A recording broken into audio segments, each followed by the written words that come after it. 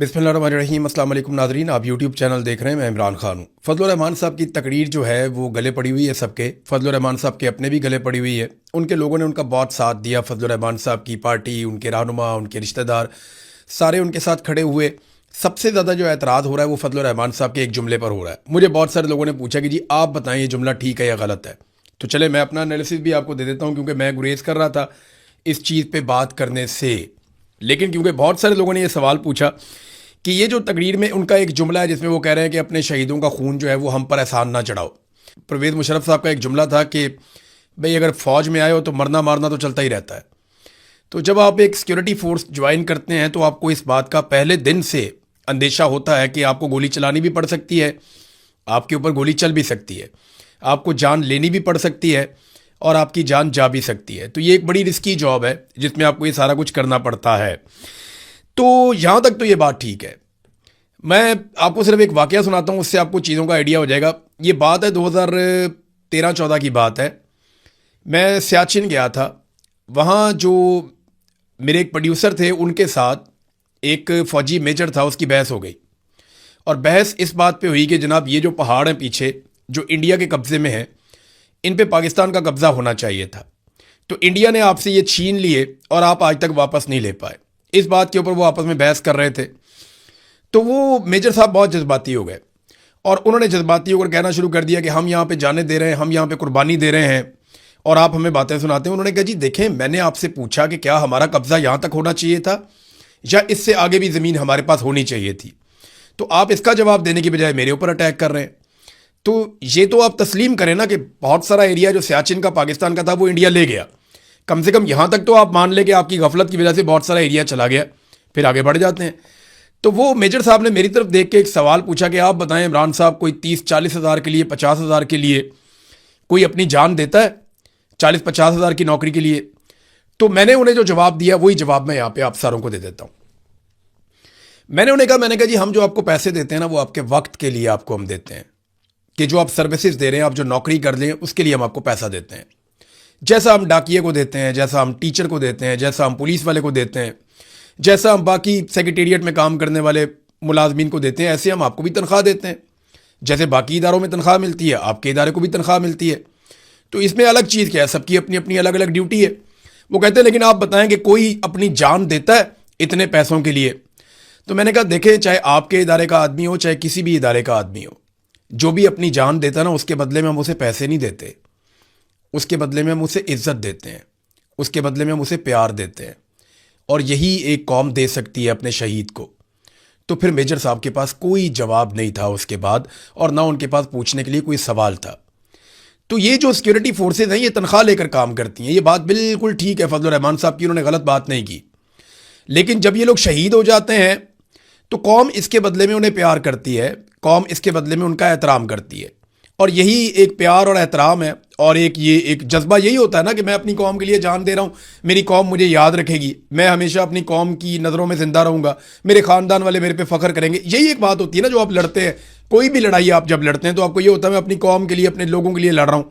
अरशद शरीफ के दिमाग में भी यही था ना कि मैं अपनी कौम के लिए आवाज़ उठा रहा हूँ, आने वाली नस्लों के लिए आवाज़ उठा रहा हूँ, लोग मुझे याद रखेंगे। आज लोग अरशद शरीफ को याद भी रखते हैं, प्यार भी करते हैं। लेकिन देखिए, मसला तब पैदा होता है जब आप अपने ही लोगों को मारना शुरू हो जाते हैं। तो फिर लोगों को गिले शिकवे याद रहते हैं, कुर्बानियां लोग भूल जाते हैं। और यही इस वक्त पाकिस्तान में इदारों के साथ हो रहा है। ऐसा नहीं है कि इदारों ने कुर्बानियां दी, पुलिस ने सबसे ज़्यादा कुर्बानियां दी हैं। उसके बाद दहशतगर्दी की लड़ाई में फौज ने भी कुर्बानियां दी हैं। लेकिन सबसे बड़ी कुर्बानी जो दी वो पाकिस्तान के सिविलियंस ने दी हैं। सबसे ज़्यादा जानें सिविलियंस की गई हैं दहशतगर्दी के खिलाफ लड़ाई में। और वो सारे भी उतने ही बड़े शहीद हैं जितने बड़े हमारे सिक्योरिटी फोर्सेज के लोग शहीद हैं। ये सारे लोग जो है वो शोहदा है, तो सारों का एक जैसा एहतराम होना चाहिए ना। हम तो फर्क नहीं करते, लेकिन ये जो फर्क किया जा रहा है इस वक्त, बलूचिस्तान की सड़कों पे 30 शोहदा के लाशें पड़ी हुई हैं, उनसे सौतेलों जैसा सलूक क्यों किया जा रहा है? मेरा ये सवाल है, कोई मुझे इसका जवाब दे दे। देखिए, फजलुर रहमान साहब के जुमले में ये आप एतराज़ कर सकते हैं, जो लोग एतराज़ कर रहे हैं उस एक जुमले के ऊपर, वो जायज़ एहतजाज है कि आप शोहदा के बारे में आप इस तरह बात बेशक ना करें।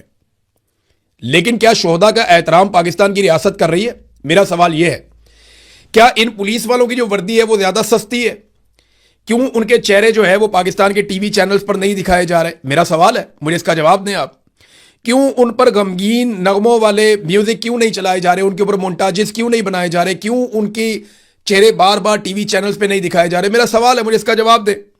क्यों अभी तक आईएसपीआर की जानिब से इन शोधा पर कोई नगमा जारी नहीं किया गया? मेरा सवाल है, मुझे इसका जवाब दें। क्यों अभी तक नेशनल मीडिया को जाए वकूआ पर नहीं ले जाया गया? मेरा सवाल है ना, मुझे इसका जवाब दें। अभी तक क्यों वॉर रूम नहीं बनाकर दिखाए गए मीडिया के ऊपर, जो हमेशा बनाकर दिखाए जाते हैं? क्या ये जो पुलिस वाले हैं इनकी वर्दी सस्ती है, या ये कौम के बेटे नहीं है, या इनका खून सस्ता है? मेरा सवाल है ना, देखें, जब शहीद की इज्जत होगी तो सबकी इज्जत होगी। चाहे कोई बॉर्डर के ऊपर शहीद हो जाए, चाहे कोई दहशतगर्दों से लड़ता हुआ शहीद हो जाए, चाहे कोई अपनी दुकान पे बैठा हुआ अपना कारोबार करने के लिए गया, वहां पे कोई धमाका करके उसको शहीद कर दे, तो ये सारे शहीद हैं हमारे लिए, सारे मोहतरम हैं।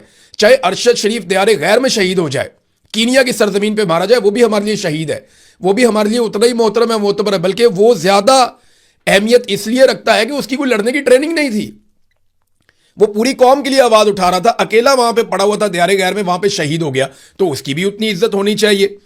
मेरा यह सवाल है कि क्यों अभी तक शोहदा के लवाहिकीन और उनके वारिसान के इंटरव्यू टीवी चैनल पे नहीं दिखाए जा रहे?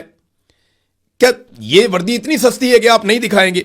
इनके साथ सौतेलों जैसा सलूक आप करेंगे तो आप खुद कंट्रोवर्सी में जा रहे हैं। पाकिस्तान के इदारे एक तफरीक पैदा कर रहे हैं जो नहीं होनी चाहिए। ये क्या वजह सिर्फ ये है कि ये आपके अजाइम या आपके मकासद के रास्ते में नहीं मारे गए, या ये सस्ते लोग थे, या इनका खून सस्ता था? देखें, अमेरिका ने अपने एक पायलट को बचाने के लिए, देखें, शेर तो हमें यह भी सुनाए जाते हैं कि काफिर हो तो शमशीर पे करता है भरोसा, मोमिन हो तो बेतेग भी लड़ता है सिपाही। ये जगह जगह लिखे हुए हैं।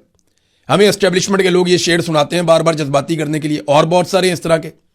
लेकिन मेरा सवाल यह है कि वहां पे लड़ने के लिए क्यों नहीं गए जहां पे आपके पास बेशुमार असला था? वो तो बेचारे आपका इंतजार करते रहे, वो तो आपको देखते रहे। अमेरिकन पायलट एक गिर गया था ईरान के अंदर।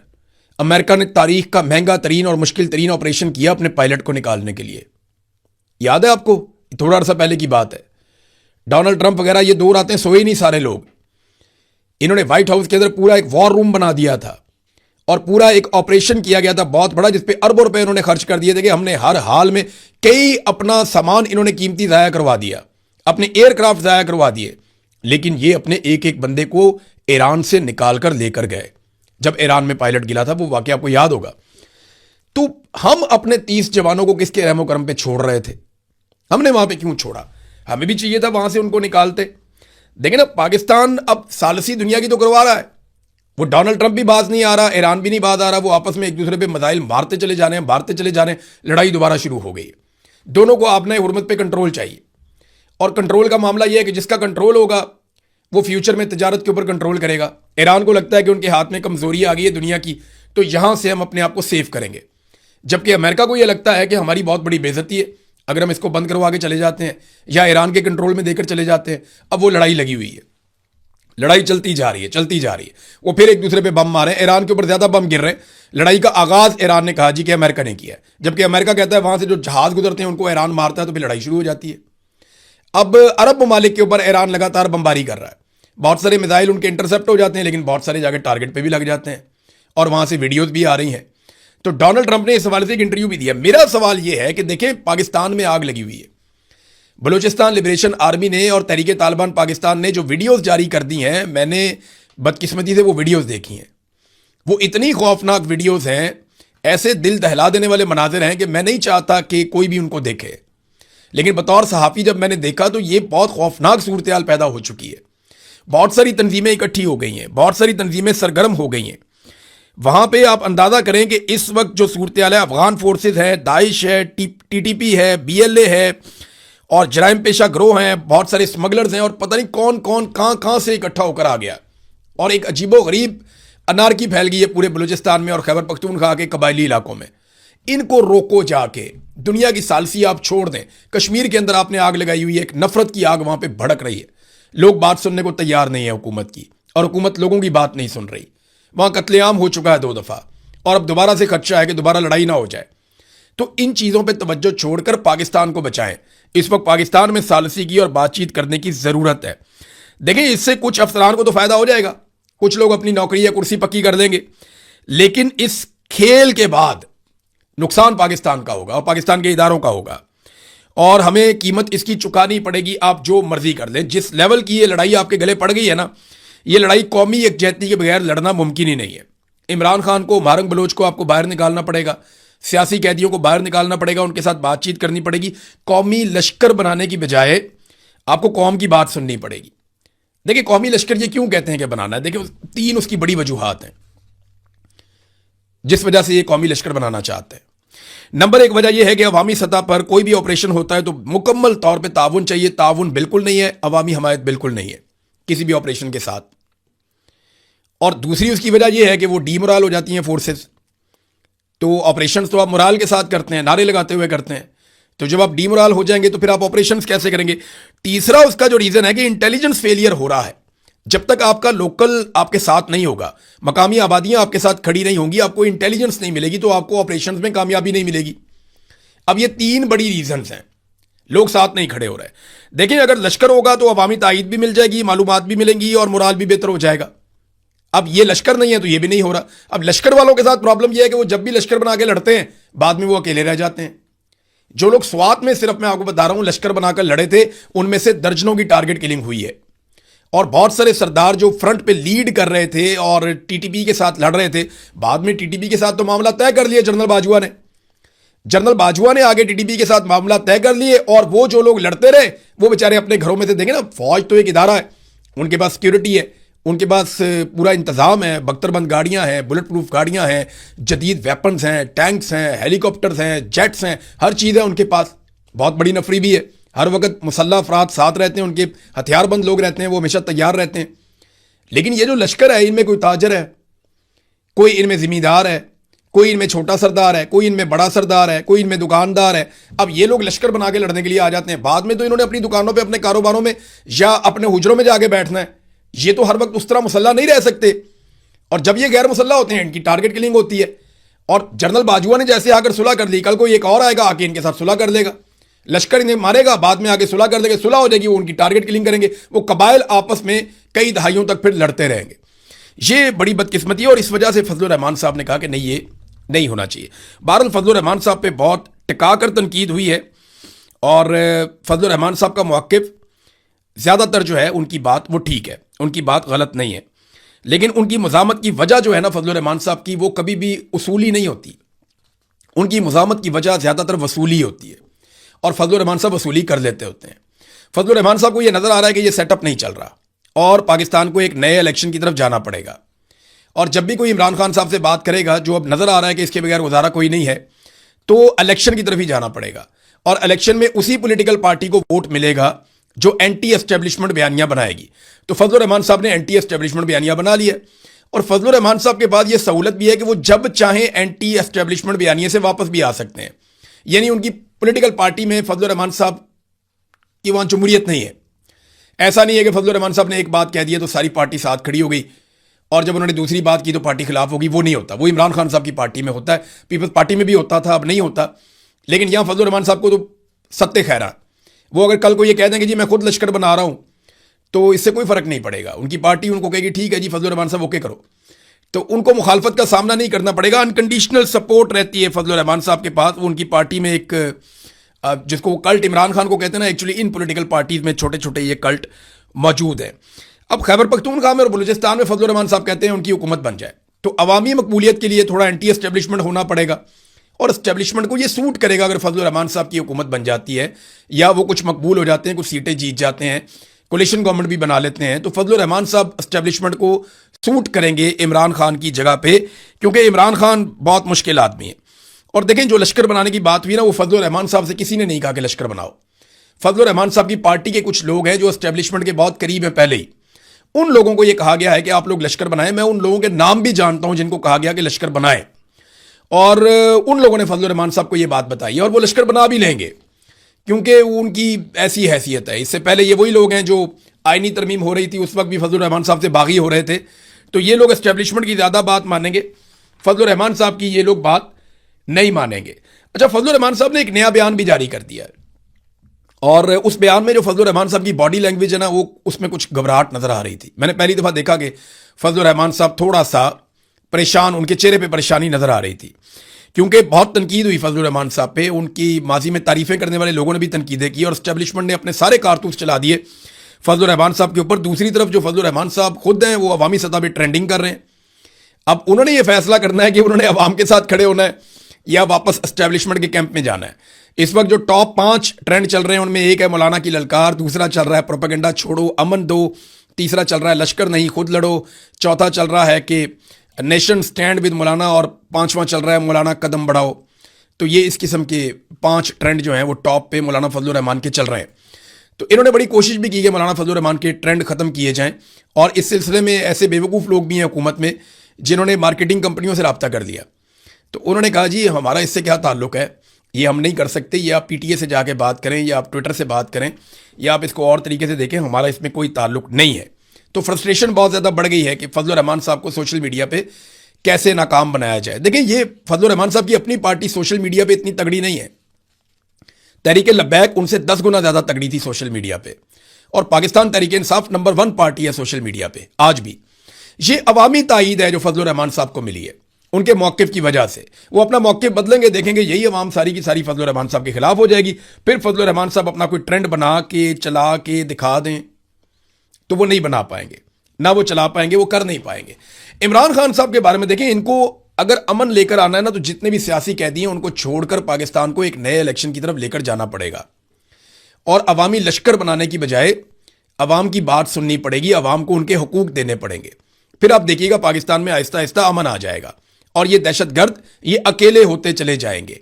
अब इन दहशतगर्दों को सपोर्ट इसलिए मिल लेती है क्योंकि सिक्योरिटी फोर्सेज से लोग नाराज़ हैं, और वो नाराज़ इसलिए कि सिक्योरिटी फोर्सेज अपने ही लोगों पे गोली चला देती हैं। कश्मीर में आपने ये देख लिया, डी चौक में आपने ये देख लिया, मुरीदके में आपने ये देख लिया, 9 मई को आपने ये देख लिया। तो आप बार बार ये होता हुआ देख रहे हैं पाकिस्तान में, तो लोगों के अंदर अब रिजेंटमेंट पैदा हो गई है। इमरान खान जेल में किस स्टेट ऑफ माइंड में है इसको समझना बहुत ज़रूरी है। ऐसी सूरत हाल में आप इस आदमी को शिकस्त नहीं दे सकते, आपको इससे बात ही करनी पड़ेगी। जो अल्लामा राजा नासिर अब्बास साहब हैं उन्होंने एग्जैक्टली वो अल्फाज बताए जो इमरान खान साहब ने उन लोगों से बोले थे जेल में, जब ये पेशकश लेकर गए थे इमरान खान साहब के पास कि आपको हम बनी गाला में शिफ्ट कर देते हैं। ये बहुत बड़ा इंकशाफ है, पहली मरतबा हुआ, मैं आपके सामने रख देता हूं। पहले इसके बारे में खबरें आती रही हैं लेकिन बड़ी क्लैरिटी के साथ उन्होंने वो पूरा माहौल बताया जिसमें वो गए थे। उन्होंने कहा जी हम 5-6 लोग गए थे, सलमान अकरम राजा थे, अली अमीन गंडापुर थे, साहबजादा हामिद रजा थे, वो भी बेचारे बेगुनाह जेल में कैद हैं। साहबजादा हामिद रजा एक मुहब्बे वतन पाकिस्तानी है, देखिए उसको जेल में डाला हुआ सिर्फ इसलिए कि तुम इमरान खान की मुखालफत क्यों नहीं करते, और वो भी सज़ा काट रहे हैं बीमार होने के बावजूद। उनकी कभी मुलाकातें बंद कर देते हैं, कभी उनका इलाज नहीं करवाते, तो उनके साथ सख्त ज़्यादती की जा रही है साहबजादा हामिद रजा साहब के साथ भी। तो इमरान खान ने इन लोगों को क्या कहा था जाते ही?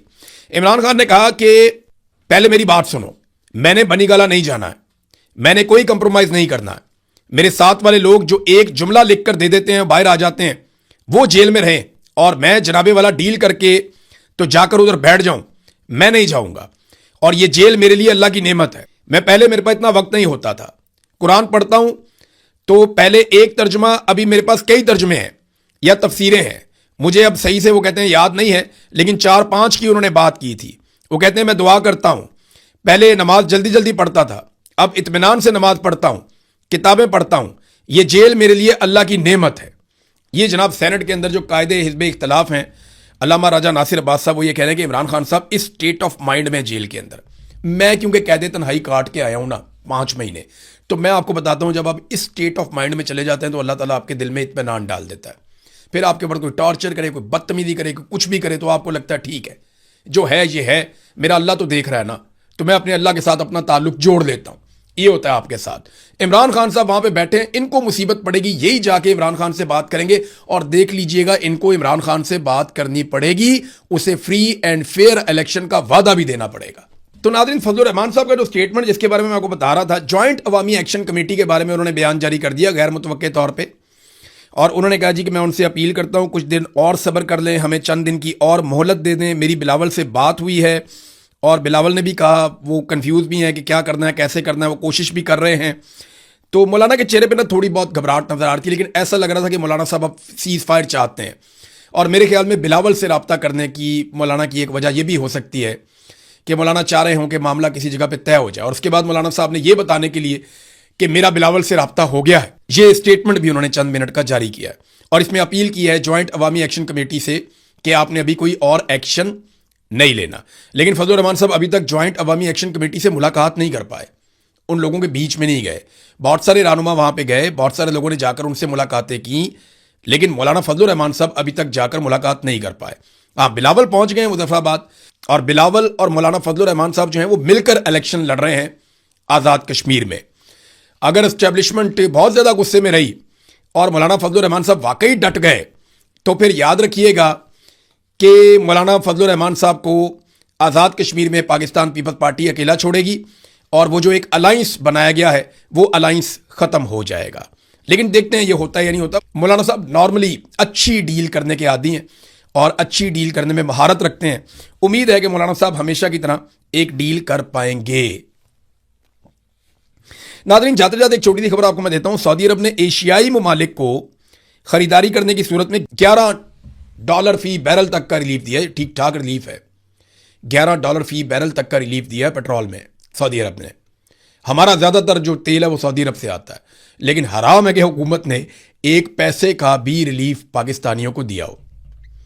सऊदी अरब एशियाई ममालिक को रिलीफ दे रहा है, लाजमी बात है हमें तो ज़रूर मिलेगा, क्योंकि हम तो जनाब सऊदी अरब में फ़ौज भी भेज चुके हैं, दिफाई मुआहदा भी कर चुके हैं और आज तक कौम को बताया भी नहीं कि हमने मुआहदा किया क्या है।